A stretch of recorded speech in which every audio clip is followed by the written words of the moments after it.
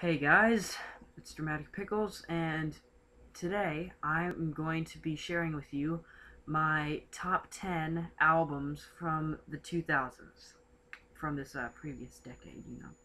Um, alright, so this list is going to contain all kinds of different things, and these, this list is also structured on both the albums I think are best and the ones that I like the best.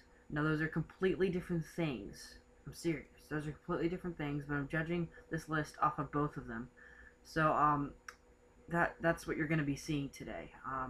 Both the most reasonable list I can make out of the albums I like the most and the albums I think are the best. Like, actually better than the others. Alright, let's begin. The first album we've got in this lineup is Waking Up by One Republic, released 2009. This out well when I first heard about this band, it was when this album was out. But I'm not really a fan of their debut, Dreaming Out Loud. It was good, but it's not nearly as nice as this album is. Um, I mean, there was only a couple good songs on the first one, which was Someone to Save You, and what were some of the others? I mean, All We Are was an okay one. Prodigal was good. There was only a few though. There wasn't too many, but this one, all of them are really, really great songs. I mean, especially Lullaby is a really, really smooth, lullaby. It could be a lullaby, but many people used it as one, actually. But it's very, very, very consistent. It never has a down point, and it's just straight good pop rock throughout the whole time. It's a fantastic album, okay? And their new one's actually coming out later this year, so I'm pumped for that. Um, but yeah, Dreaming Out Loud, I didn't really like that album. I couldn't stand Apologize. So Stop and Stare was okay, but this album is their best so far out of their two that they've released. But third one's coming. But yeah, Waking Up by One Republic.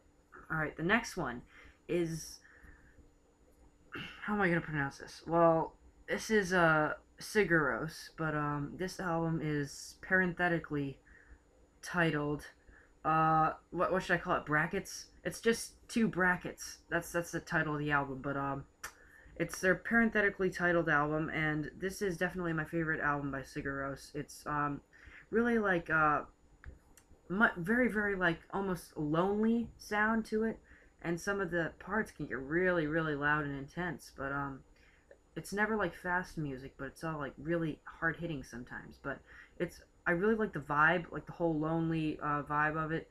Um, I mean, I have no idea if that's what they intended, loneliness, but that's really what I get out of it. But it's an enjoyable feeling though. I really like the first track. Actually, the first track and the last tracks are maybe my favorite. There's no titles for these tracks. It's just track one through track eight. That's what they're called. It's kind of funny. These guys, it's a creative thing though.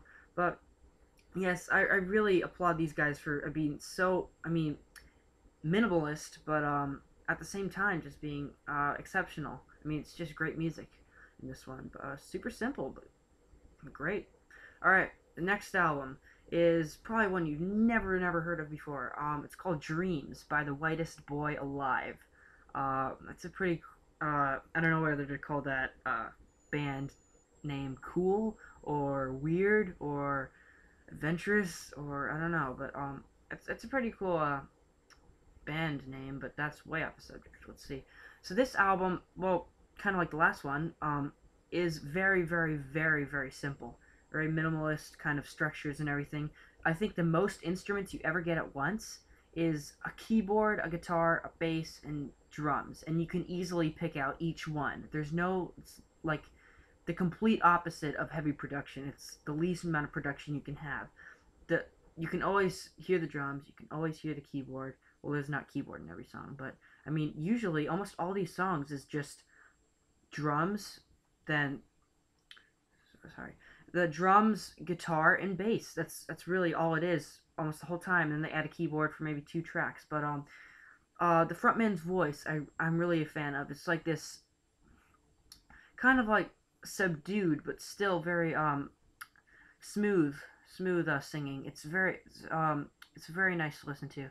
And some of my favorite tracks on here are Figures, which I actually think could be a Radiohead song in some context. I have no idea what album that would fit on in Radiohead, but what I'm saying is just it's really like the song Figures is it's really repetitive the whole time, but I can listen to it easily and enjoy it every time. So that's always a great thing in an artist. Not repetitiveness, but this is good repetitiveness, you know? Um, it's just repetitiveness, repetition, right? That's the word. Oh boy.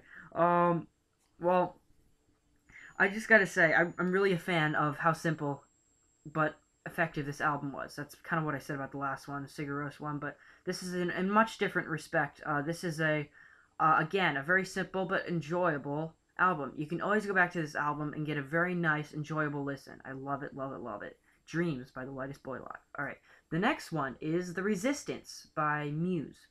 Um, Now, I'm going to tell you guys, this is the only Muse album on this list. I'm a huge fan of this band, but I was also going to put Origin of Symmetry on this list, but I kind of discovered that I only liked a few songs on that album. I was a huge fan of Bliss. I liked Newborn a lot, and the rest of it was just uh, kind of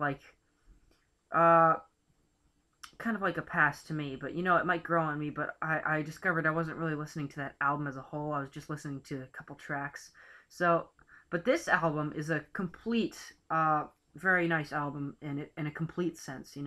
Um, I love the classical influences in this. It's very, very, very nice little change from Black Holes and Revelations, the previous LP that they released. Oh, by the way, this one's from 2009. I should be saying the years for each one, shouldn't I? Maybe not, but anyways, his voice, Matt's voice, sounds brilliant on this record, as it always has. Um, and I really like the Exogenesis Symphony at the end. That's really, really amazing. That's the only word I can give it. I mean, it's just amazing way to end the album. Some people don't like it at the end of the album, but I think it was a brilliant choice to put the symphony at the end. It's a grand epic symphony, and it's just awesome. Um, some of my favorite tracks on here are MK Ultra, the whole Exogenesis Symphony, obviously, Unnatural Selection, um, and Resistance. Those are some of the best tracks. Oh, wait. Guiding Light. That's my favorite. I was like, I'm missing something. Yeah, Guiding Light is my favorite track on the album, surprisingly. At least to me, that's kind of a surprise, because it's not really the kind of style I get into. But it's a brilliant song, and I love the bass. I love the guitar solo, the drums. Super fun song to drum to, actually. But I never really got into the song Uprising. I mean, I'm thankful that I know it, because that was actually the song that I first heard from Muse. So thankfully they released that song, because then I wouldn't know who they were if it wasn't for that song. But that's not my favorite song at all. It's actually, I wouldn't have chosen that song to open the album with. It's kind of like I just don't like it as an album opener. It doesn't work, in my opinion. Um, it's kind of like the poppiest song on the album. Uh, Put first. I kind of I kind of gravitate away from that. I'm not really a big fan of that, but it's an okay song. But Resistance is a great song, and Undisclosed Desires is a fabulous song also. So it's a good starting to the album, but not very good actual start, like song start. Uprising was not a good choice. I maybe would have put Resistance as the first song. That would have been a great first song. Um, and then gone from there, but yeah, The Resistance is a great album. Alright, In Rainbows is the next one by Radiohead. I don't even need to say who that's by. I mean, you should know that. But In Rainbows, this is probably the mellowest album that I like. This is this is a fantastic album. It's really really subdued. I mean, it's 15 Step and Body Snatchers are the hardest tracks on the whole album. They're the first ones. Um, it's kind of a funny lineup. You go from 15 Step, which is this kind of quirky, spastic, electronic rock song, but still kind of soft rock at the same time. And then you get Body Snatchers, which is this really, you can picture Tom just moving all over the place singing to it. It's just super energetic. And then you get Nude, which is super, super slow and super soft, but good. and then Weird Fishes, and it just goes on as this really mellow rock album until you get to Jigsaw Falling Into Place, which is probably the most intense other song on the album, which is only 3 songs on there that are actually like more of a in a rock kind of sense. But I'm not complaining at all. I'm just pointing that out because that is kind of peculiar. But it's a great album. My favorite tracks would have to be Jigsaw Falling Into Place, 15 Step, and Body Snatchers. Well, I don't know. I really love Reckoner, actually. So disregard those first 2 tracks that I just talked about. Reckoner is a good song. I love that one. I like Jigsaw Falling Into Place a lot. And I really like, yeah, 15 Step is really awesome too. But I think Reckoner actually might be my favorite on the album. Just so soothing and relaxing to listen to. But yeah, In Rainbows, that's a great one. Now, X and Y is the next one by Coldplay, coming in 5th. This album, a lot of people don't like. It's kind of funny. Like, you either Coldplay fans either think this album is overproduced and a step down from A Rush of Blood to the Head, and other ones regard this as sometimes the best Coldplay album. I actually don't think it's the best Coldplay album. It's second best in my opinion, but it's a wonderful sound they make in this album. I mean, almost every song has the same kind of production and sound to it, but it's a really great sound. So I don't mind that it's kind of like used a lot in the album. But yeah, it's definitely my favorite tracks would probably have to be White Shadows, A Message. A Message is a fantastic song. Square One. Oh, and Talk. That's the best song on the album. And Speed of Sound. Those are all great tracks. And I really like The Hardest Part too. It's actually a very poppy album. Poppy song. Very much like a Coldplay take on a pop song. But it's really good, and it's definitely one of my favorites. X and Y, great album, and I congratulate Coldplay for all their success with that album. They deserved every bit of it. It was a fantastic album and one of their best easily. All right, coming in 4th, we have Funeral by Arcade Fire. This band is kind of funny how I got into them. I just I was seeing them all over the internet. Just searching random stuff. Honestly, it was just I was searching random stuff and I'd see them come up every once in a while, and then finally I was asked by someone if I knew Arcade Fire and all. I said no, and then so I ended up trying to look at them, and then I went on iTunes and I looked.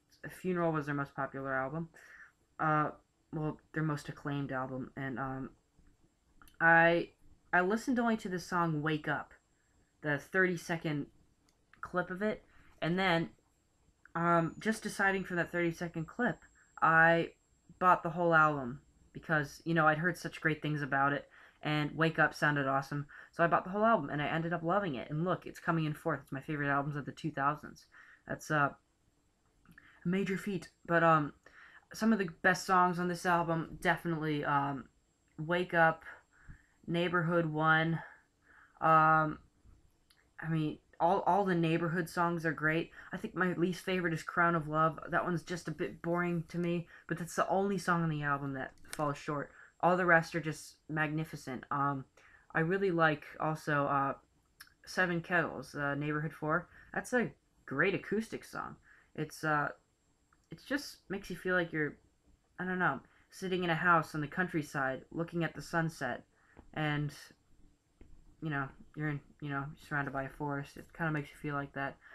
Really random that I just said that, but it's a nice feeling, and I just wanted to let you guys know that because it's a great song. But this is a solid album. Definitely my favorite from them. I also like The Suburbs. I was never a fan of Neon Bible. I thought that was a step down, but Funeral is definitely their best to me, and to many other people as well. All right, coming in 3rd, we're getting up to the top 3 here. Hail to the Thief by Radiohead. Oh boy, Radiohead. They are just magnificent. This album, I am floored by this album, and I am also floored that it's also one of the most overlooked Radiohead albums ever. It's just so many people give it low ratings. Well, actually, critically it did fantastic. It got a average score of 85 out of 100, which is rarely seen up in the 80s. But it's just a fantastic album. I mean, Hell to the Thief, just brilliant. I really love Where I End and You Begin. It's like super mystifying almost, and I really like other tracks like Sail to the Moon. I mean, I could listen to that song endlessly for like ever. It's just really cool. And 2 + 2 = 5 is the most energy filled song and angry song to listen to. Definitely a long time, maybe ever.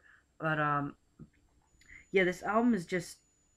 I don't care that there's 14 tracks on it. That's a great thing. It's just all the tracks are awesome. So many people think they stuffed too many tracks on it and it ended up being kind of bad, but no, I thought the extra tracks, all the 14 tracks, which I thought that was a great idea. They're all magnificent, so you should be happy.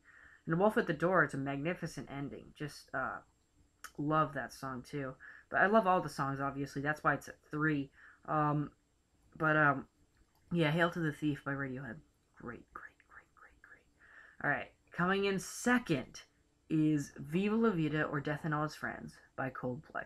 Now, this used to be my favorite album of all time until I discovered Radiohead. But this is, yeah, it's coming in second in my favorite album of the 2000s. It's a great album.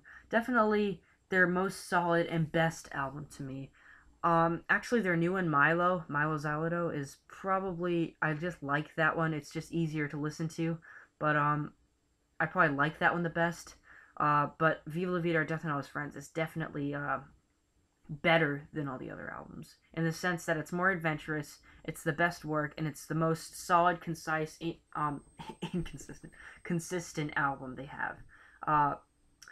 This is just great, great music. I think I've always liked Lost the best, but I think Lovers in Japan, that song, I can always go back to and just listen to it from start to finish, loving it the whole way through. I think Lovers in Japan is probably my favorite off of this album.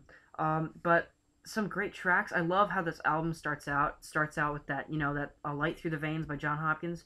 Then it goes into, "Life in Technicolor," which was a brilliant transition that worked amazingly. And then that's kind of the opener for the album. It sets the tone and the mood and the style. And then, "Cemeteries of London" comes in, and that's just like a haunting song and with a great guitar in it. And "Lost" used to be my favorite track ever until I heard Lovers in Japan has grown on me, but I just told you that. But 42 is a great song, really diverse song, and then Lovers in Japan probably it's just I love that song. It's just smooth as butter. It's just awesome. And then Rain of Love is a great way to add on to Lovers in Japan. I mean, all these tracks are awesome. Like Strawberry Swing gives me shivers. That song is so cool. But yes, this album is such a 5 out of 5, 10 out of 10, 100 out of 100. I mean, this is great music right here, people. Listen to this. Yeah, I don't know why so many people hate Coldplay. They're a great band, and this album deserves so much more acclaim. I mean, it sold well and it got good acclaim, but I mean, it deserves to be up there in some of the best albums ever, in my opinion. Um, it's just really, really great. There's nothing wrong with it. Never get bored of it. Alright, so coming in first, Kid A by Radiohead. Who can deny this record? This record is just, it's so weird. I think, but that's not the only reason I like it. It's just, it's just like, it makes you, how do I describe this record? It's just like so weird that it's irresistible. It's like it makes you feel like you're in this weird world with those bears, those Radiohead bears, those weird, scary looking bears, just like smiling at you all over the place, and you're just like standing in the middle of this like landscape with all these bears sneaking up on you. That's what the album feels like. It's just like I love Everything in Its Right Place. That's a great song. Just this whole album is so like far away from what we humans usually think of music. I mean, but that's what makes it so exciting. It's just it's a truly I'm not using this term for no reason. This is a truly otherworldly album. It's it's definitely you know, it only ties with The King of Limbs for my favorite album ever. I mean, it's just really dang, I do not know how to describe this album. I'm falling short every time. It's it's just utterly consistent the whole way through. It's just like mystifying. Just this mythical weird journey that you go through, and then you're left with that, you know, brilliant ambient heavenly burst of color and sound at the very end of the album, and it just leaves you like, whoa, where was I for the last 45 minutes, you know? But this album definitely is superior to every album ever, I think. It's just, I like it better than OK Computer. I was never big fan of OK Computer. This album creams OK Computer so much. But, we're not talking about 90s albums, so I'll get off that subject. But this album is just fantastically weird. I feel like bears, those weird Radiohead bears, like I already said this, the weird Radiohead bears are just like smiling at you from every direction. Everywhere you turn, there's one of those weird bears staring at you. That's what it feels like every step of the way in this album. It's so weird. You just feel like you're in this other world, like trying to find your way, and it's the most beautiful album I've ever heard. Beautiful album. Great album. Definitely deserves number one. That's why I gave it number one. Obviously, needless to say. Brilliant. Radiohead's definitely the greatest band ever, in my opinion. All right, that was my top 10 albums of the 2000s. I hope you enjoyed that. Let me know in the comments. Please leave a comment. Don't just listen to me say, leave a comment, guys, and then just leave the video without leaving a comment. I want you guys to please leave a comment. If you clicked on this video, you've got to have some kind of input of your favorite albums of 2000. Share with me your favorite albums of the 2000s and criticize my list, praise my list, whatever you want. I just want some response from you guys. It'd be nice. So yeah, this is Dramatic Pickle signing off. Radiohead rules. That's the last words I have to say. Bye.